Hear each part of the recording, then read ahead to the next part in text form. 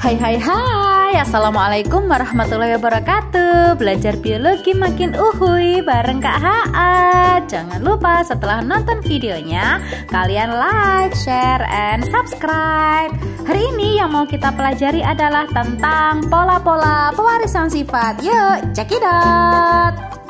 Oke, adik-adik, kita lanjutkan materi kita pola-pola pewarisan sifat bagian yang kedua, yakni tentang pindah silang atau crossing over.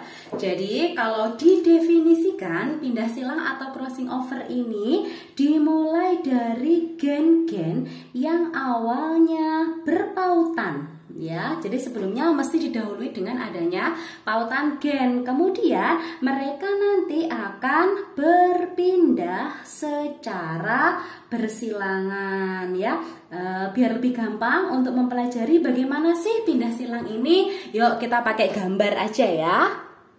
Oke, gambar berikut dipakai untuk menjelaskan fenomena adanya pindah silang ya. Jadi kalian masih ingat waktu belajar tentang pembelahan sel, kalau terjadi meiosis ya, di profase 1 itu ada salah satu tahap di mana kromosom homolog akan saling berdekatan ya. Kemudian keduanya nanti akan mengalami duplikasi. Jadi misal kita punya individu dengan genotip A besar A kecil, kemudian B besar B kecil ya. Kemudian A besar dan B besar berpautan. Maka nanti posisi kromosom homolognya setelah berduplikasi menjadi seperti ini. Nah, karena ada pindah silang atau crossing over, berarti gen-gen yang tadinya berpautan A besar dengan B besar ya, otomatis A kecil dengan B kecil ini akan berpindah secara bersilangan. Nah, di sini kalian bisa lihat ada tanda seperti tanda silang ya, atau kali seperti itu. Sehingga hasilnya andai kata terjadi peristiwa pindah silang, kita nanti akan mendapatkan 4 macam gamet gitu ya. Nah, saya tulis di bagian sini dulu ya. Oke, jadi ada 4 macam gamet. Yang pertama adalah gamet yang sama seperti induk di awal, yakni gamet A besar dengan B besar. Kemudian gamet yang kedua adalah gamet hasil peristiwa pindah silang. Nah, ini yang disebut dengan rekombinan ya. Yang tadinya B besar kan hanya mau dengan A besar tuh. Karena ada pindah silang, sekarang B besar jadi mau dengan A kecil. Nah ini ya, jadi A kecil bisa bersama dengan B besar. Oke, kemudian bagaimana dengan kromosom pasangannya? Nah ini ya, yang warna merah tadi biar gampang aja untuk mempelajari. Di sini kita punya gen B kecil ya. Setelah ada pindah silang, maka dia bisa berpasangan dengan A besar ya. Oke, kemudian seperti biasa yang di sini tetap. Nah, ada apa tuh? A kecil dan B kecil gitu ya. Sehingga posisi gametnya ini kan seperti gamet pada alel bebas. Balik lagi ya, ada gamet A besar B besar, ada gamet A kecil B besar, ada gamet A besar B kecil, dan ada gamet A kecil B kecil. Nah ini ibaratnya yang warnanya merah sama biru itu kan sudah nggak sama lagi seperti induk. Nah yang tidak sama lagi seperti induk ini yang disebut sebagai gamet rekombinan gitu ya. Sedangkan yang masih sama seperti induk berarti A besar B besar dan A kecil B kecil, ini yang disebut sebagai gamet parental.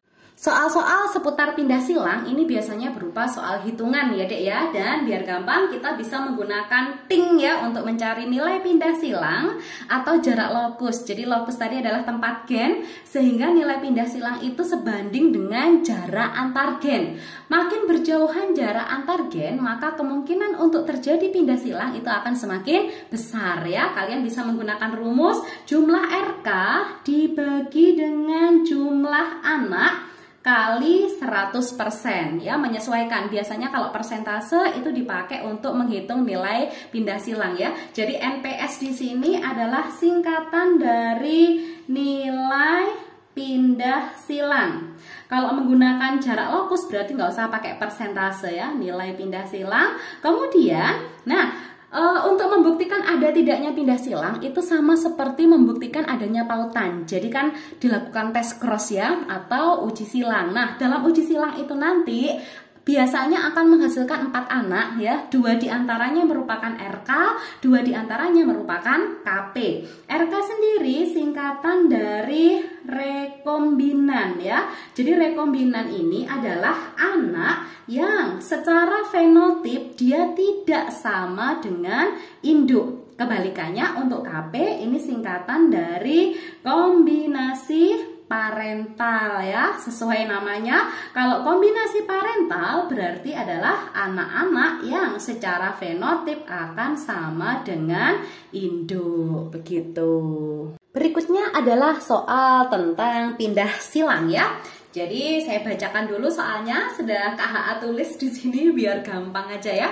Lalat buah jantan bermata merah sayap normal dengan genotip P besar, P besar, V besar, V besar disilangkan dengan lalat buah betina bermata ungu sayap keriput dengan genotip P kecil, P kecil, V kecil, V kecil. Nah adik-adik, kalau ada induk ya dengan genotip homozigot semua seperti ini dikenal dengan istilah galur murni. Dan kalau galur murni berarti induk di sini atau parental di sini pastilah parental yang pertama. Kemudian dilakukan tes cross atau uji silang dengan hasil. Yang pertama ada lalat bermata merah sayap normal berjumlah 37, kemudian lalat bermata merah sayap keriput jumlahnya 5, mata ungu sayap normal berjumlah 6, dan terakhir adalah mata ungu sayap keriput berjumlah 52 ekor. Yang ditanyakan adalah tentukan nilai pindah silang pada persilangan tersebut. Jadi apa dong yang harus kita lakukan kalau ada soal-soal seperti ini? Jadi tandanya dek, kalau soal itu pindah silang, dia pasti ada anak ya yang macamnya ada 4 seperti ini, tetapi jumlah pada masing-masing anak tersebut tidak sama ya. Oke, cara menyelesaikannya yang pertama adalah kita harus melakukan tes cross dulu atau uji silang. Tes cross ini berarti terjadi pada parental yang kedua ya. Dan ingat, yang namanya tes cross maka yang menjadi parental adalah keturunan pertama, dan keturunan pertama itu pasti sifatnya heterozigot. Berarti di sini ada P besar, P kecil, V besar, V kecil ya. Kita cari dulu keterangannya. Kalau ada P besar berarti dia adalah bergenotip mata merah. Saya hanya beri keterangan merah gitu aja ya dek ya untuk meringkas. Kemudian ada V besar. Nah di sini V besar ditunjukkan dengan adanya sayap normal. Jadi Kak HA tulis hanya normal gitu aja. Kemudian disilangkan dengan parental pertama yang sifatnya resesif. Berarti di sini ada P kecil, P kecil, V kecil, V kecil. Nah kita tinggal nyalin aja ya. Kalau ada P kecil berarti dia bermata ungu, dan V kecil berarti dia bersayap keriput. Nah dari sini kita sudah mendapatkan bagaimana fenotip kedua orang tua. Kalau sudah seperti ini maka akan sangat mudah untuk menentukan di antara 4 macam anak ini tadi mana yang merupakan RK dan mana yang merupakan KP. Yuk kita cek yuk. Anak yang pertama dia bermata merah bersayap normal. Nah sama toh seperti orang tuanya. Kalau sama seperti orang tua berarti dia merupakan KP. Aku beri keterangan di sini ya, KP. Kemudian keturunan yang kedua, ada anak yang bermata merah dan bersayap keriput. Nah ini harusnya kalau merah dia kan bergandengan dengan sayap normal. Kok dia bergandengan dengan sayap keriput? Oh berarti nggak sama dengan induk. Berarti dia merupakan RK. Begitu ya. Demikian pula dengan mata ungu sayap normal. Nah ini ungu kan gandengannya dengan keriput. Jadi kalau dia digandengkan dengan normal, ya dia merupakan RK. Berarti sisanya KP ya. Kan prinsipnya dari 4 anak tadi, yang 2 RK, kemudian yang 2 adalah KP.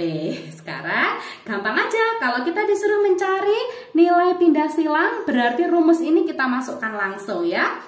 Oke, jadi nilai pindah silang atau NPS, kita tulis dulu rumusnya, dihitung dari jumlah RK dibagi jumlah anak kali dengan 100%. Ya udah kita tinggal menjumlahkan aja. Jumlah RK-nya berapa nih? Ada 2 RK, 2 macam RK, 5 ditambah 6 ada berapa sayang?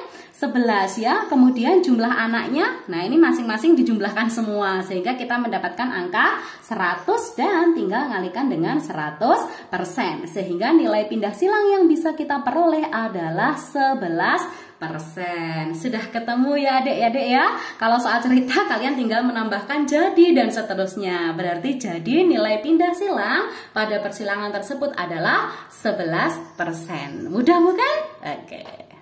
Berikutnya yang ketiga adalah determinasi seks ya. Determinasi seks atau dikenal juga dengan penentuan jenis kelamin. Nah, selama ini yang kita ketahui tentang penentuan jenis kelamin itu kan hanya tipe yang pertama aja ya, yakni tipe XY.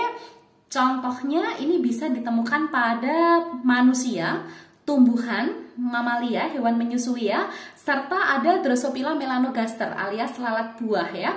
Nah, yang kita sudah mengerti bahwa pada tipe XY ada gonosom ya dengan tipe XX dan tipe XY, di mana XX-nya ini berlaku untuk gonosom atau kromosom kelamin pada individu betina, sedangkan XY-nya ini gonosom milik individu jantan. Dengan demikian bisa kita ketahui bagaimana gamet-gamet mereka ya.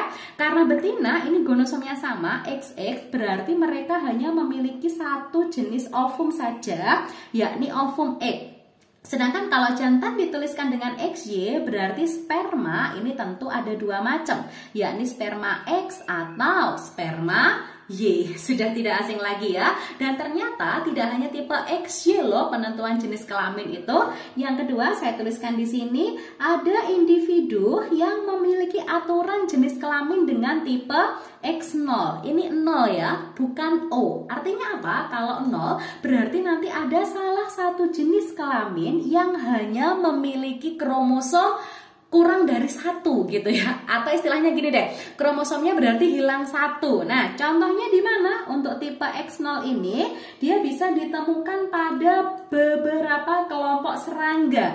Misalnya ada belalang sama kutu daun ya dek ya, belalang dan kutu daun. Oke, untuk penentuan jenis kelaminnya ya prinsipnya sama seperti di tipe XY, bahwa nanti akan ada gonosom XX dan ada gonosom X0 ya. Untuk XX ini berlaku pada individu betina juga, sedangkan X0-nya berlaku untuk individu jantan. Betina, kemudian jantan, sehingga aturannya tetap ya, ovum dan spermanya untuk betina dia hanya memiliki satu jenis ovum, sedangkan jantan dia otomatis memiliki dua macam sperma. Ovumnya ada ovum X, kemudian spermanya akan ada sperma X atau sperma 0. Jadi pada individu jantan dia memiliki jumlah kromosom kurang dari satu ya, daripada si induk daripada si jenis kelamin betina begitu. Sehingga salah satu macam spermanya pun demikian ya, ada sperma yang jumlahnya berkurang satu. Untuk penentuan jenis kelamin yang ketiga, yakni sistem ZW, ini contohnya bisa ditemukan pada beberapa jenis unggas ya. Contohnya ada di ayam, kemudian ada itik, kemudian ada burung puyuh ya. Terus sesuai dengan namanya unggas berarti ya termasuk si kelompok burung tadi ya. Kemudian juga bisa ditemukan di ngengat. Dan ngengat ini berteman dekat dengan si kupu-kupu ya. Kemudian satu lagi ini bisa ditemukan di beberapa jenis ikan. Nah, untuk sistem ZW ini agak istimewa ya dek ya, karena biasanya yang single yang sama gonosomnya itu kan kelompok betina ya. Sedangkan pada tipe ZW ini justru kelompok betinanya yang punya jenis gonosom berbeda. Berarti nanti untuk ZW ini justru berlaku untuk betina, sedangkan ZZ-nya berlaku untuk individu yang jantan gitu ya. Oke, ZW sekali lagi berlaku untuk yang betina, sedangkan ZZ-nya berlaku untuk yang jantan. Nah, berarti betina otomatis dia nanti memiliki dua macam ovum ya, istimewa ya. Biasanya kan ovum yang satu macam. Untuk betina berarti ovumnya nanti akan memiliki ada ovum Z atau ovum B, sedangkan sperma hanya ada satu macam, yaitu sperma Z saja. Gitu ya. Kemudian determinasi seks yang terakhir, yang keempat adalah kita menggunakan tipe ploidi ya. Ploidi atau set kromosom. Nah, tipe ploidi ini biasanya ditemukan pada kelompok hewan-hewan yang bisa mengalami partenogenesis ya, atau penetasan telur yang tidak dibuahi. Enaknya ngomong, kalau hewan itu mengalami partenogenesis, hewan tersebut pasti punya kerajaan ya. Jadi biasanya ada rajanya, kemudian ada ratu, dan ada kelompok kaum sudra, kaum pekerja gitu ya. Bisa kalian beri contoh apa aja? Misalkan ada di lebah, kemudian ada di kelompoknya semut, kemudian ada di kelompoknya rayap, kan begitu ya. Nah, kalian tentu sudah tahu bahwa partenogenesis itu adalah telur-telur yang tidak dibuahi tapi dia bisa menetas. Sedangkan telur sendiri itu kan formula kromosomnya N ya Dek ya, N atau istilahnya haploid. Nah, telur-telur yang bisa menetas tanpa proses pembuahan atau partenogenesis tadi, maka nanti akan menghasilkan individu berkelamin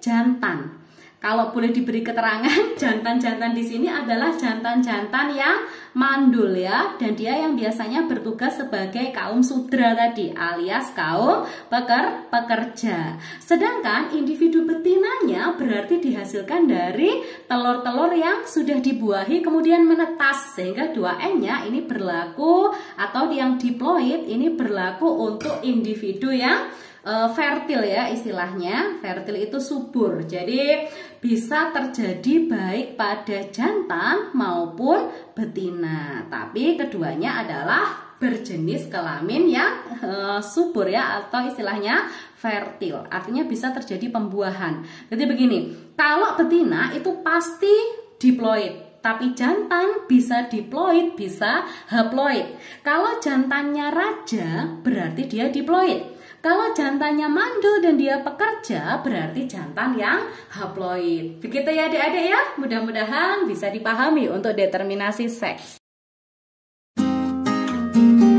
Baiklah adik-adik, demikian materi kita hari ini tentang pola-pola pewarisan sifat bagian yang kedua, yakni tentang pindah silang dan determinasi seks. Mudah-mudahan adik-adik bisa memahami dan semakin semangat untuk belajar. Oke, sampai jumpa di bagian pola-pola pewarisan sifat yang ketiga. See you, bye-bye.